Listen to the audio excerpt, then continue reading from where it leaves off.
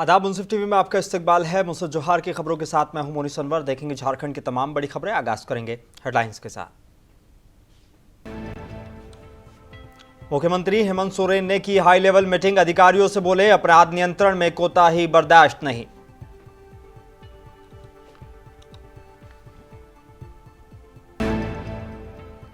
देवघर पहुंचे उड़ीसा के राज्यपाल रघुबर दास। बाबा धाम में पूजा कर लोगों के बेहतर भविष्य के लिए की प्रार्थना।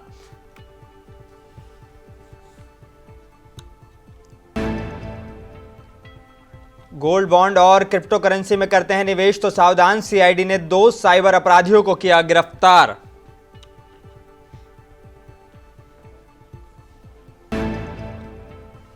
और आज बिशुनपुर आएंगे आरएसएस प्रमुख मोहन भागवत। ग्राम स्तरीय कार्यकर्ताओं के साथ करेंगे संवाद।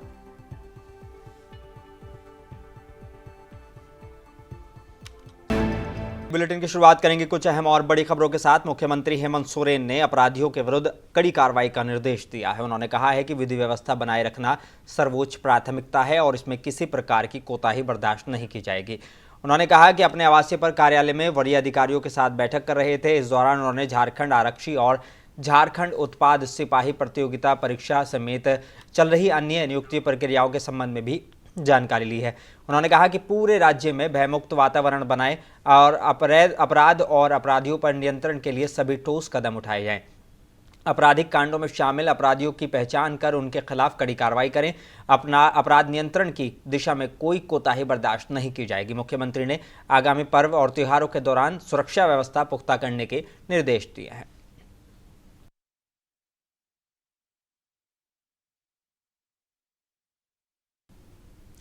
और जमशेदपुर पश्चिमी विधानसभा इलाके के माइकल जॉन ऑडिटोरियम हॉल में भारतीय जनता पार्टी के अभिनंदन सह विजय संकल्प सभा का आयोजन किया गया, जिसमें मुख्य अतिथि के तौर पर हजारीबाग के सांसद मनीष जायसवाल, जमशेदपुर के सांसद विद्युत वरण महतो समेत पार्टी के कई मुख्य नेता मौजूद रहे। सांसद मनीष जायसवाल ने कहा कि झारखंड के गठबंधन सरकार ठीक से नहीं चला पा रही है। झारखंड मुक्ति मोर्चा सरकार ने चुनाव में जो भी वादा किया था आज तक पूरा नहीं किया है। झारखंड के लोगों को केवल ठगने का काम किया गया और इस तरह की उन्होंने कई मुख्य बातें कही। साथ ही उन्होंने कहा कि जमशेदपुर पश्चिम विधानसभा सीट इस बार भाजपा भारी मतों से जीतेगी।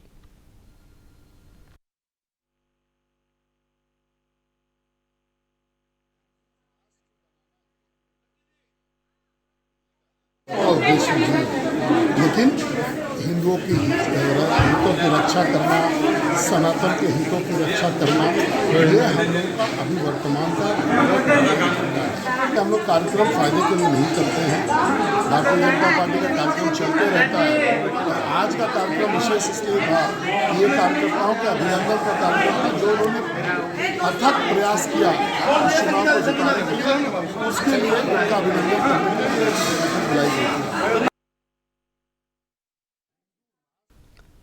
और उड़ीसा के राज्यपाल और झारखंड के पूर्व मुख्यमंत्री रघुबर दास आज देवघर पहुंचे। देवघर स्थित बाबा बैद्यनाथ धाम में उन्होंने पूजा अर्चना की और राज्य के लोगों के बेहतर भविष्य की प्रार्थना की। राज्यपाल रघुबर दास के मंदिर पहुंचने से पहले ही मंदिर की सुरक्षा व्यवस्था बढ़ा दी गई थी। सुरक्षा के पुख्ता इंतजाम किए गए थे। गौरतलब है कि राज्यपाल रघुबर दास के बाबा धाम मंदिर की पूर्व सूचना मंदिर प्रबंधन को दी गई थी, जिसके बाद मंदिर प्रबंधन ने विशेष तैयारी कर रखी थी। बाबा मंदिर में राज्यपाल रघुबर दास को मंदिर में तीर्थ पुरोहितों द्वारा पूजा अर्चना कराई गई। रघुबर दास ने पूरे विधि विधान से भगवान भोलेनाथ की पूजा की है। पूजा करने के बाद राज्यपाल रघुबर दास ने मीडिया के से भी बात की है।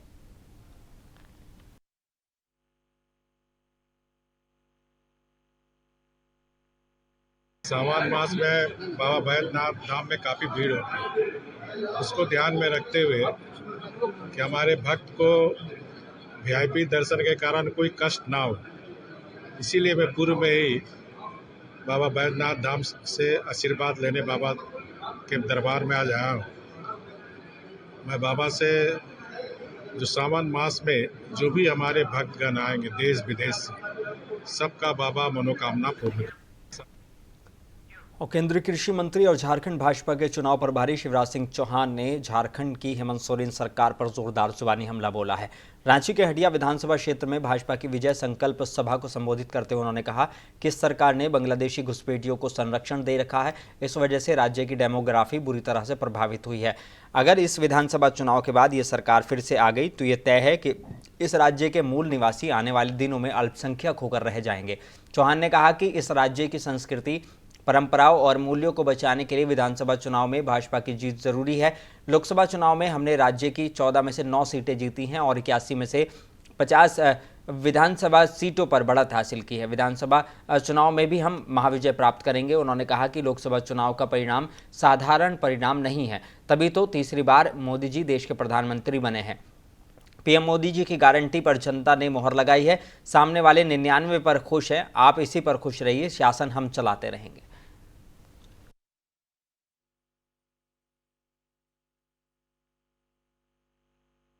विजय इसलिए जरूरी है कि जनता को तबाही से और बर्बादी से बचाना। विजय इसलिए जरूरी है कि सरकार में विदेशी घुसपैठिए अवैध घुसपैठ कर रहे हैं, यहाँ की डेमोग्राफी बदल रहे हैं, यहाँ की जनसंख्या का अनुपात बदल रहे हैं। और ये सरकार अगर आ गई, आएगी नहीं, तो ये मान लेना कि मूल निवासी यहाँ के अल्पसंख्यक हो जाएंगे।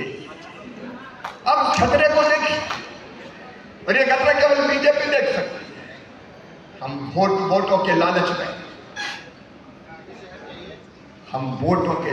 में झारखंड की अस्मिता के साथ खिलवाड़ नहीं कर सकते, और इसलिए खतरा सामने खड़ा है। बचाना है झारखंड को, बचाना हमारी संस्कृति को, बचाना है हमारे जीवन मूल्यों को, बचाना है हमारी परंपराओं को। और इसके लिए आगे कोई आएगा तो भारतीय जनता पार्टी का कार्यकर्ता जनता के साथ आगे आएगा। बोलो तैयार हो? विजय इसलिए जरूरी है कि जनता को तबाही से और बर्बादी से बचाना। प्रदेश भाजपा के चुनाव से प्रभारी और असम के मुख्यमंत्री हेमंत बिस्वा शर्मा ने आरोप लगाया है कि हेमंत सोरेन की सरकार ने घुसपैठियों को बढ़ावा देकर झारखंड को छोटा बांग्लादेश बना दिया है। पत्रकारों से बातचीत में उन्होंने ये बातें कही हैं। उन्होंने कहा कि घुसपैठियों को निकलने की जिम्मेदारी केंद्र सरकार नहीं, राज्य सरकार की है। हेमंत सोरेन यदि ये नहीं कर पा रहे हैं तो उन्हें कुर्सी छोड़ देनी चाहिए। उन्होंने कहा कि झारखंड में ऐसा कानून बनाना चाहिए कि आदिवासी बेटियों और बांग्लादेशी घुसपैठियों के बीच शादी नहीं होनी चाहिए।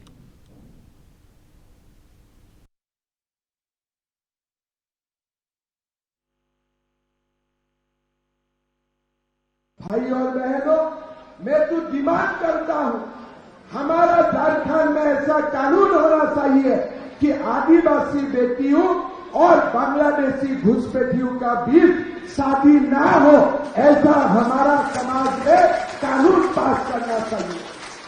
कौन सा कानून में शादी हो रहा है?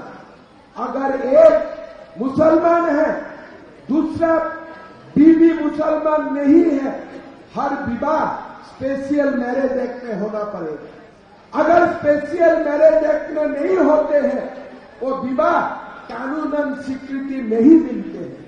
मतलब आज जितना आदिवासी बेटियों का साथ ये घुसपैठी शादी कर रहा है, ये शादी लीगल नहीं है, ये शादी इलीगल है। उनको ठगा के उनको शादी करने का ड्रामा हो रहा है।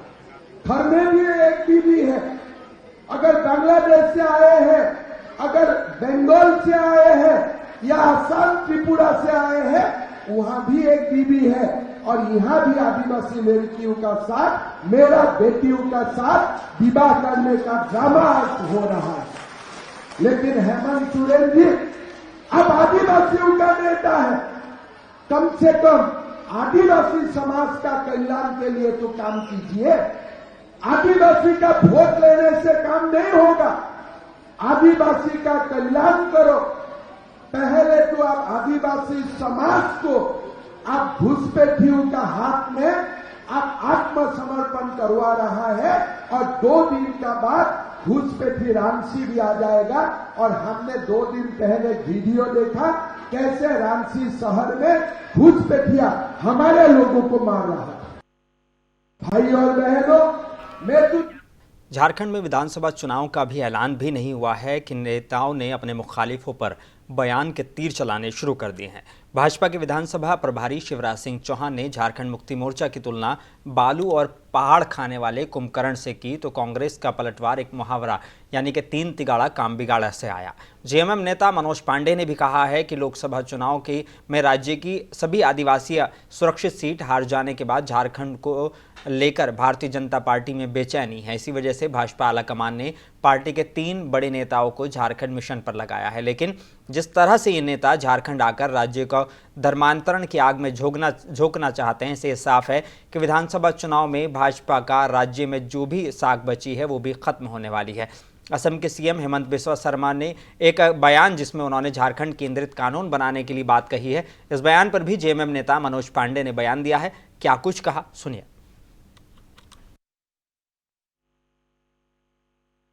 देखिए, हेमंता बिस्वा शर्मा जी ने कल बहुत सारी बातें कही हैं और अपनी बातों में खुद उन्होंने कबूल कर लिया कि जो घुसपैठ हो रहा है वो केंद्र सरकार की नाकामी की वजह से हो रहा है।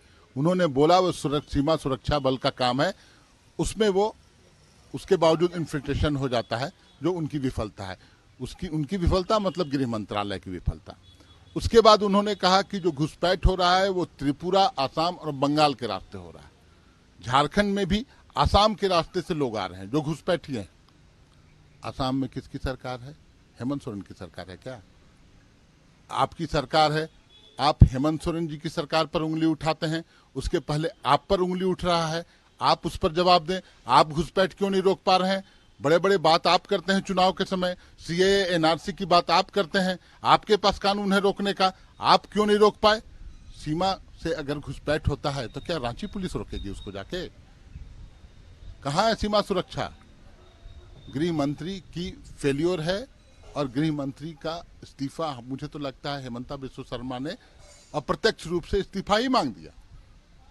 उन्होंने बोला कि 18 जुलाई यानी कि आज आरएसएस के प्रमुख मोहन भागवत गुमला जिले के बिशुनपुर स्थित विकास भारती मुख्यालय पहुंचेंगे, जहां वो विकास भारती के ग्राम स्तरीय कार्यकर्ताओं यानी कि विलेज लेवल वर्कर्स से मुलाकात करेंगे और संवाद करेंगे।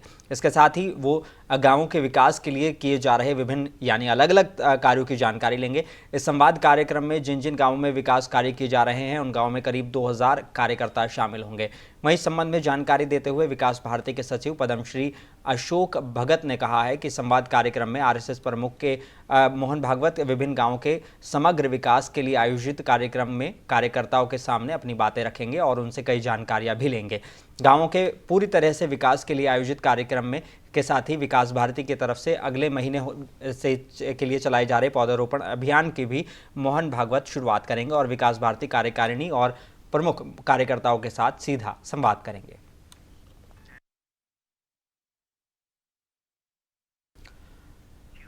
क्रिप्टो करेंसी के नाम पर झारखंड के दर्जनों लोगों से करोड़ों रुपए की ठगी करने वाले cyber crime criminal Amit Jaiswal को सीआईडी के साइबर क्राइम ब्रांच ने दिल्ली से गिरफ्तार कर लिया है। क्रिप्टो करेंसी के नाम पर अमित जायसवाल ने सिर्फ झारखंड से ही 5 करोड़ से ज्यादा की ठगी की है। सीआईडी डीजी अनुराग गुप्ता ने बताया कि गिरफ्तार अमित जायसवाल बेहद शातिर है। पटना के रहने वाला अमित पढ़ाई लिखाई में भी काफ़ी तेज़ रहा है। इसी क्रम में वो एक बेहतरीन इन्फ्लुएंसर बन गया। इस तरह से कहा जाए कि वो लोगों को सम्मोहित कर ठगी कर लेता था। सीआईडी डीजी के मुताबिक दिल्ली में रहने के दौरान अमित का क्रिप्टो करेंसी के जरिए ठगी करने वाला गिरोह से संपर्क हो गया, जिसके बाद एक वेबसाइट बनाकर क्रिप्टो करेंसी में निवेश के नाम पर लोगों से ठगी करने लगा। सीआईडी डीजी अनुराग गुप्ता ने बताया कि कांड से एक आरोपी शंकर की पूर्व में ही गिरफ्तारी हो चुकी है, लेकिन क्रिप्टो करेंसी के जरिए ठगी का मास्टरमाइंड अमित जायसवाल था, जिसकी गिरफ्तारी दिल्ली से की गई है। और पुलिस महानिदेशक अनुराग गुप्ता ने आम लोगों से क्रिप्टो करेंसी में निवेश करने से पहले बेहद सावधान रहने की अपील की है।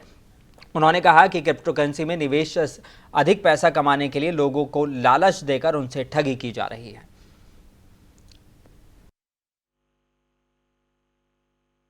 तो ये अमित जायसवाल जो है अमित जायसवाल ये बेसिकली बिहार का रहने वाला है और ये पटना सिटी का रहने वाला है।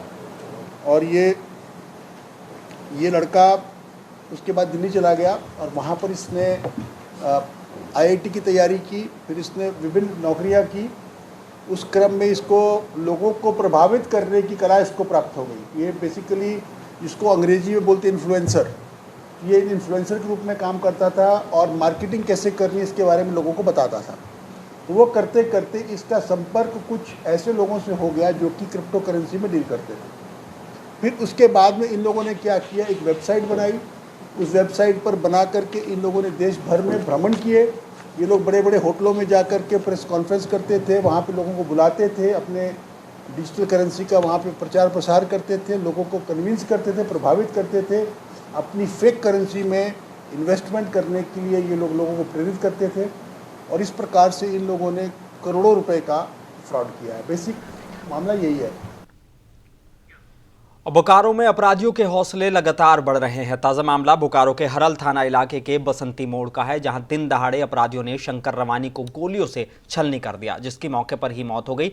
मालूम हो कि कई मामलों में आरोपी रहे शंकर रवानी पर अपराधियों ने 6 महीने पहले भी अटैक किया था, जिस घटना में वो बच गया था। बता दें कि बसंती मोड़ पर गाड़ी वॉशिंग दुकान पर खड़े होकर वो गाड़ी धुलवा रहे थे, तभी स्विफ्ट डिजायर कार और अपाचे बाइक पर सवार होकर आए बदमाशों ने शंकर रवानी पर ताबड़तोड़ गोलियां बरसानी शुरू कर दी। घटनास्थल पर ही शंकर रवानी की मौत हो गई। इसके बाद सभी अपराधी भागने में कामयाब हो गए।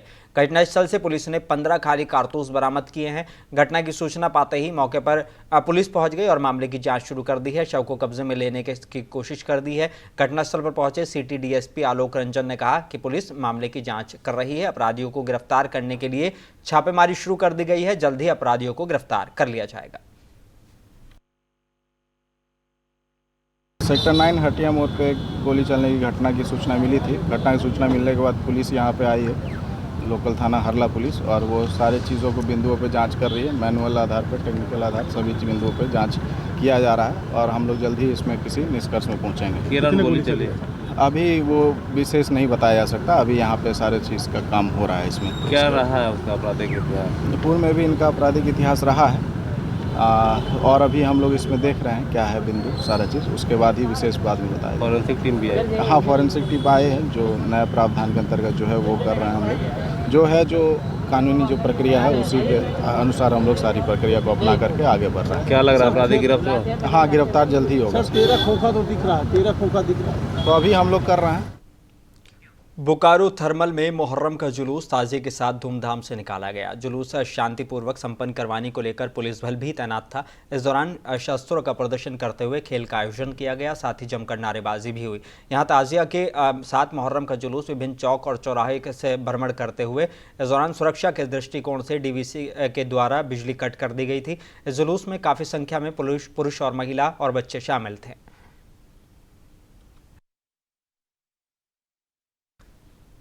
कोडरमा जिले के सतगांवा प्रखंड में सकरी नदी पर बने पुल का धंसने का खतरा बना हुआ है। ये पुल सतगांवा प्रखंड की 3 पंचायतों को जोड़ता है, जबकि गिरिडीह जिले के गांवा और बिहार के नवादा जिले के कोवाकोल जाने का रास्ता भी इसी से होकर गुजरता है।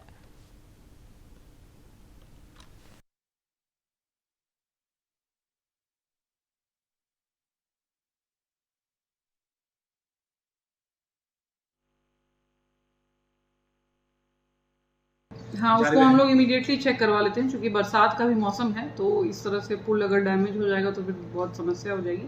तो उसको इमीडिएटली आज हम लोग कार्यकारी एजेंसी से जांच करवा लेते हैं और इमीडिएटली जो उसमें करना होगा वो करा लिया जाएगा। इसमें हम लोग जांच करा लेते हैं कार्यकारी एजेंसी से कि क्या स्टेटस है नीचे। बड़ी खबर पाकुड़ से है, जहां अमड़ापाड़ा पुलिस ने डीबीएल कोल कंपनी के एचआर से रंगदारी मांगने और हथियार दिखाकर जान से मारने की धमकी देने वाले शातिर अपराधी को गिरफ्तार किया है। अब बता दें कि मामले में एसडीपीओ डीएन आज़ाद ने अपने कार्यालय कक्ष में प्रेस वार्ता में बताया कि 16 जुलाई को डीबीएल कोल प्रबंधन के एचआर प्रिंस कुमार ने अमड़ापाड़ा थाने में एक लिखित शिकायत दर्ज कराई थी कि थाना क्षेत्र के आलूबेड़ा गांव का बबलू मुर्मू नामक व्यक्ति उनसे 15 जुलाई को देसी हथियार दिखाकर रंगदारी की मांग करने लगा और नहीं देने पर गाली गलौज करते हुए जान से मारने की कोशिश की।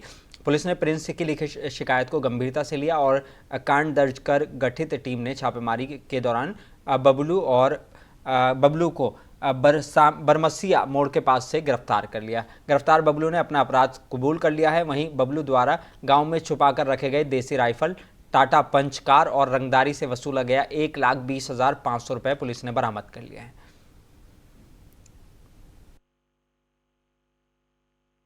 डीवीपीएल कोल कंपनी के कर्मी हैं प्रिंस कुमार, उनके द्वारा अमरापड़ा थाना में एक लिखित आवेदन दिया गया कि दिनांक 15 को, मतलब एक दिन पूर्व,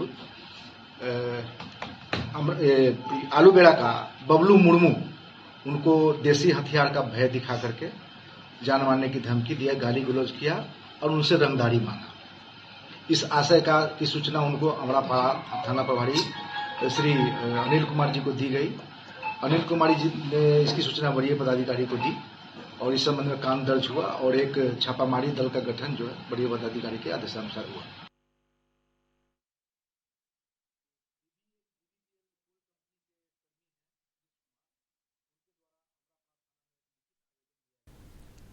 और आखिर में एक बार फिर नजर डालेंगे हेडलाइंस पर। सीएम हेमंत सोरेन ने की अधिकारियों के साथ हाई लेवल मीटिंग, अपराध नियंत्रण में कोताही बर्दाश्त नहीं।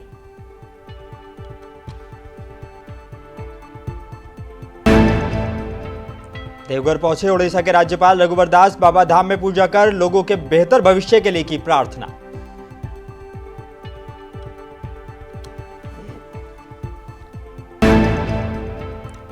गोल्ड बॉन्ड और क्रिप्टो करेंसी में करते हैं निवेश तो हो जाएं सावधान, सीआईडी ने 2 साइबर अपराधियों को किया गिरफ्तार।